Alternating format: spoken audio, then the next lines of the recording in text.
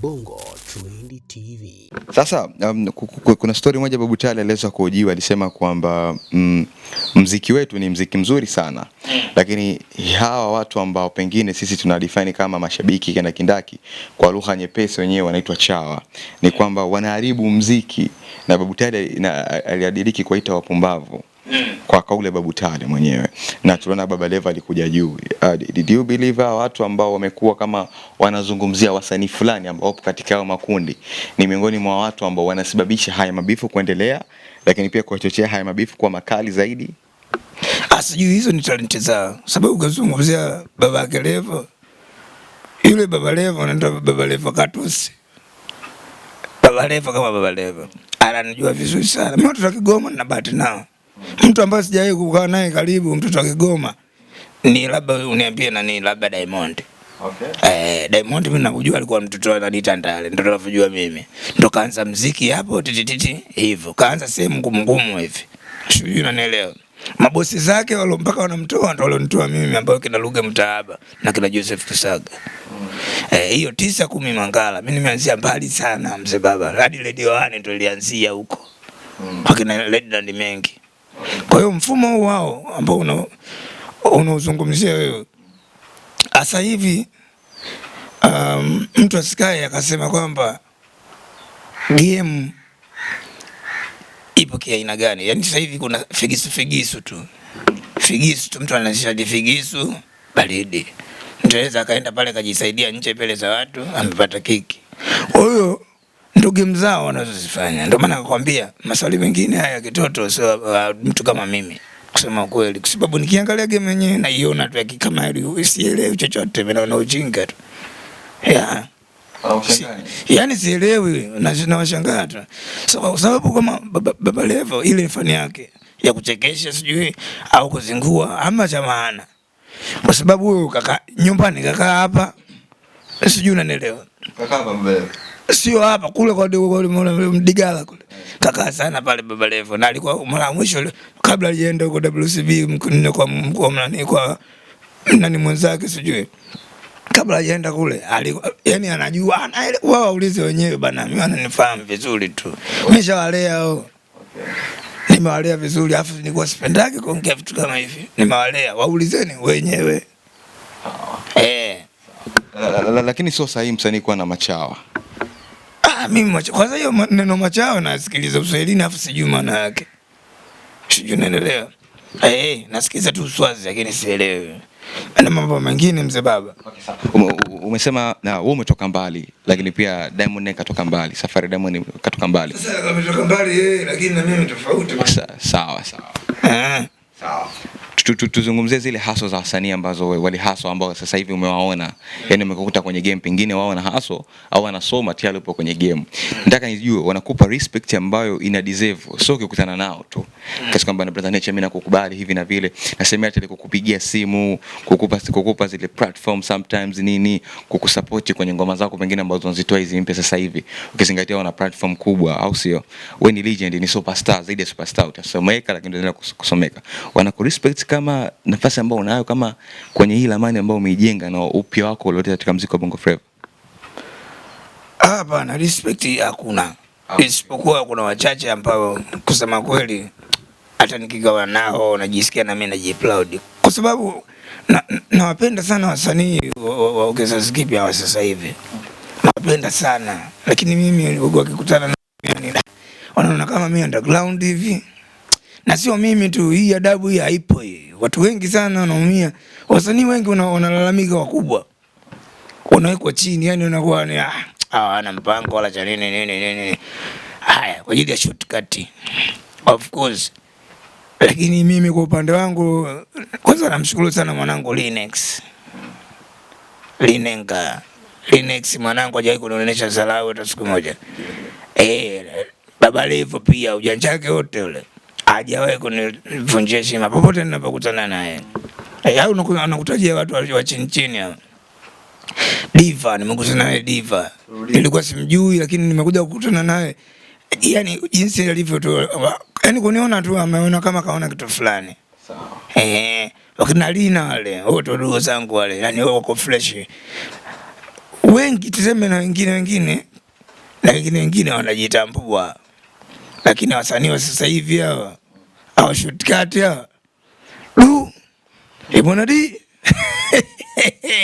bara hawana heshima, hakuna lolote. Wani wewe nafikiri mimi nimetembelewa hapa na nani Kwanza Unity juzi tu hapa, niko na Chief Lamson na mwanawe. Kwanza Unity unajua au ipati sasa Kwanza Unity mzee na watu wakubwa sana wamesababisha muziki bongo umekuwa kwa kizazi kipya. Just imagine mimi nimepigiwa simu moja tu, niko na nimepigiwa na watu wa Marekani. Imebidi niwapigie simu fast tu, wanangu joeni bwana, joeni.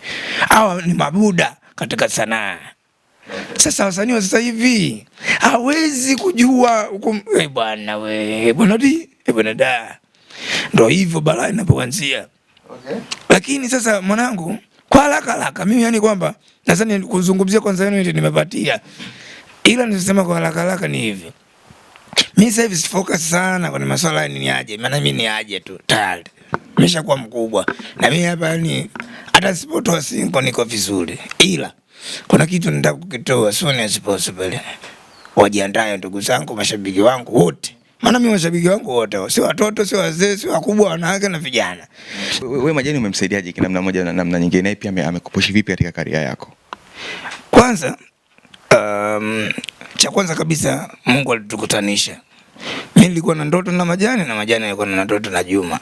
Okay. Hicho ni namba moja. Na ndio maana umeona ilikuwa vigumu sana mtu kuingia kwenye studio yake. Lakini mimi niliweza. Nilimtafuta lakini nimepata ugumu kidogo. Baadaye unajua Majani anapenda mtu wa ukweli. Hataki tu mtu tu unaimba tu ovyo unamsumbua, sababu yeye mwenyewe kwanza ni engineer. Kwa hiyo ukimsumbua kwenye engineer na huko kwenye studio unamsumbua, atakukimbiza au anaweza kuchukulia hata anambwa akakungata. Lakini sasa uzuri wangu mimi nilikuwa sio msumbufu. Kuna watu ambao sio wasumbufu kwenye muziki kama Kiuchifu, Dully Sykes, mimi mwenyewe. Tena nadhani mimi zaidi kwa sababu na vitu vyangu, au sio bwana? Viko different. Okay. Mimi muziki naweza kuvuruga kama namba 6 au namba 8. Okay. Vyovyote vile ukitaka reggae, raga, rumba, wherever. Lakini nimesimama zaidi kwenye hip hop na vitu vingine. Kwa hiyo mimi muziki na uweza, sio kwamba eti ndo naanza. Sianzi mimi. Wote naona wanaimba sasa hivi wamekuja kwa upepo wa team Giba, si team nani, si team Monty, team nani. Au wamekuja kwa team. Mimi sio muziki team, nani nafanya tu. Sababu najua popote naweza kwenda ni kambi.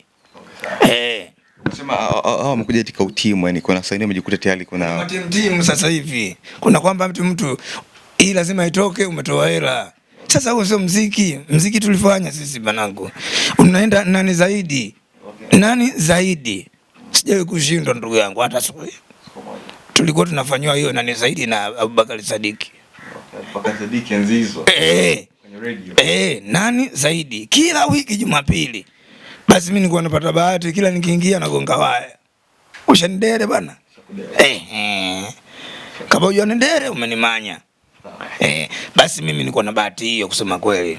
Ulikuwa unagaragaza? Yani kila mtu anakija na anakulaza uso. Ripoti zipo radio wani kule. Okay, sawa. Mimi naangalia kidogo tu nyimbo gani imenifurahisha. Basi kwa sababu muziki mimi nishafanya muziki kama si ngapi sijui mpaka inapitiliza. Moja tushamaliza. Kwa sababu kwanza nyimbo zinazofanya tu za featuring tu zenyewe watu wangu wote umeiti wote mpaka wengine sasa hivi wanafanya shughuli zingine na wana matajiri mahela. Sijui unanielewa? Lakini ukiniambia kwa kizazi kipi umeniuliza mwenyewe. Yaani sure. Mbosso kaua. Okay. Okay. Swali la mwisho kwako brother Nature, as you know kwamba legend, as you know kuna project yanakuja na kuna wasanii wamejitangaza kwamba anatamani kufanya remixing ngoma zako na katika wasanii ambao pengine walijitangaza anatamani kufanya remixing ngoma zako, kuna msanii yote ambaye amekufuata kuomba kufanya remix na yeye lakini akafuata zile sheria za kimkataba za kukupa pesa kwamba yani kama of course unampa kama attention, of course kufanya remixing ngoma ya Nature bwana ni ngoma zinaishi muda mrefu, mshike ndege tunduni, magoma yako mengi of course uliyafanya. Hivi mtu anataka kufanya remix inakuwaje kwaje utaratibu pia? Na wale post katika mitandao ya kijamii kwamba anatamani afanye kazi na Juma Nature, hatujui kwamba alifanya kwa sababu kutafuta attention ama iko real. Walikutafuta kweli? Ni nani kwanza? Wako wengi wasanii chipukizi wengine majina yamenitoka, lakini waliposti kwamba wanafanya remix ngoma zako. Mimi kwa kweli sasa hilo sijajua, ila unafuata tu utaratibu. Sasa mimi ni legend, na maana kitu changu nilichokifanya mimi sikubahatisha, nilifanya original. Kwa hiyo ukipenda ngoma yangu kuifanyia remix ni ruksa, lakini ufuate utaratibu. Na utaratibu huu ukitaka ngoma zangu za remix, studio ziko tofauti, lakini kuna nyingi ziko kwa majani na zina nyingi sweet sana ziko kwa majani P-Funk.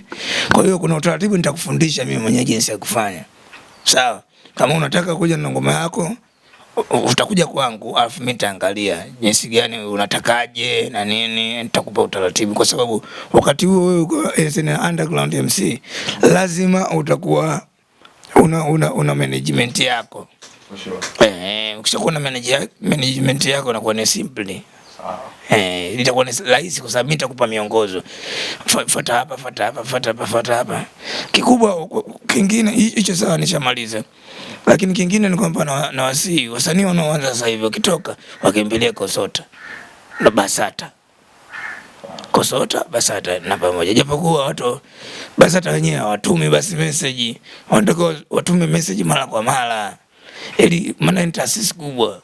Watume message kuna masimu, wasanii sijui ndio itatumika mahela mengi, I don't know. Mtu mwingine anaweza kufanya jambo asijue. Sijui unaelewa. Kwa hiyo maswali yako nadhani nimekujibu vizuri tu. Labda la mwisho niongezee kwako, nilikuwa nimesahau kukuuliza. La mwisho kabisa. Yaani hapa hamna kitu chochote ambacho umekisahau. Kipo ambacho nimesahau kimoja. Hakuna sijasahau kitu chochote. Okay.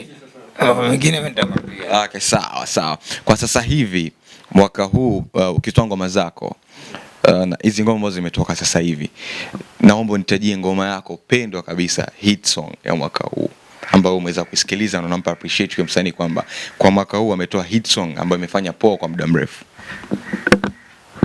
Msanii alitoa ngoma kali. Kwa kweli labda naweza sio msanii sasa. Maneno kwa sio msanii. Kuna nyimbo moja ya piano imechezwa na nani wale WCB nadhani. Ile ngoma ile hiyo. Japokuwa muziki wenyewe mimi umetoka kwangu, kwa sababu mimi hapa ndio nimefanya. Mimi ndio nimeanzisha kuna kulala. Na piano la kwanza. Sasa ile kwa hiyo tu na mapiano mumu. Sijui unanielewa. Lakini hii kuna mfumo fulani hivi umekaa kiafrika hivi. Nimependa ni watu walifanya arrangement nzuri. Nasema hivyo, sitaki kumtaja msanii. Mimi nimependa arrangement. Pengine angefanya mwenyewe mmoja angefeli. Lakini kwa sababu organization ile, management imetulia, ndio maana kitu fulani kimekuwa kizuri. Alafu kitu kingine acha kuongea hivyo. Alafu kingine ni kutokana na video yao yao kituo chao cha television na nini, kwa boost na management yao, kwa boost. Sio muziki ambao utaenda tu hivi hapana. Kwa hiyo mimi naona ndio hiyo tu baba. Lakini inabidi ukupe respect, mapiano ulianzisha way back in the days.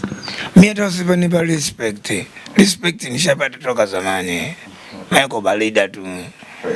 Nawasifia kwa sababu muziki nawaona kazi zao zinavyoenda fresh, na fly kwa sababu according to the time. Muda unazidi kwenda, unaangalia watoto wako wanafanya nini. Mimi nahitaji mnakuja kuniomba ushauri kila siku. Mngepata muda njoeni huko.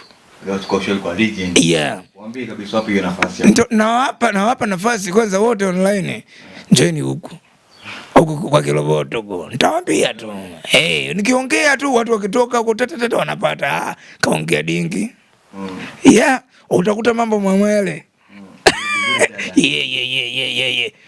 Mzee mpoko na manjali. Niko na TV yangu. Hizi ndo zetu. Mimi nashukuru kwa time yako. Sema ningependa basi utuambie ile alama piano yetu la kwanza basi utuage bwana. Unajua kuna watoto wa pengine hapo 2003 hawamjui nani master wa mapiano Tanzania hii. Nipo ghetto na mashampo wa kila aina. Wanasubiri wakina Amina. Usofu kwenye kucha wamepaka hina. Usidismiss jo hakuna kulala. Kama ujana. Hold up. But I hope utakuwa umeenjoy interview ya leo. Mimi naitwa Kasamalu, Kasanova. That is my name behind of the camera. Iko mnyamwezi wa kila siku anaitwa Patrick Kaloli. Bwana, in case kama ulikuwa haujasikia maoni ya legend Juma kwamba pengine kama kuna wasanii wanafikiri kuna mambo hayako tofauti kidogo ama hayako sawa kwa upande wao. So kesi anapatikana maeneo hapa bwana Mbagara Sombali, yani usafiri hata mafuta elfu chini amalize anafika, anakuja kwa legend hapa. Sasa hivi Uber na request tu shilingi 15,000 kafika kwa legend. Tena unaweza kukuta fulani. Unaweza kukuta. Kweli. Ama Samia anaboresha vitu vinakuwa vipesi. As you know kwamba offer ndio hiyo hapo, kama msanii unataka kufike mbali muone legend ya Kope Baraka, and then kwamba msachi kumuonesha heshima ambayo mkimwanana naye muonesha heshima ambayo ana deserve kupewa kwenye muziki huu wa Bongo Flava. You catch me till next time. Hii ni Bongo Trend TV. Ciao. Exclusive Bongo Trend TV.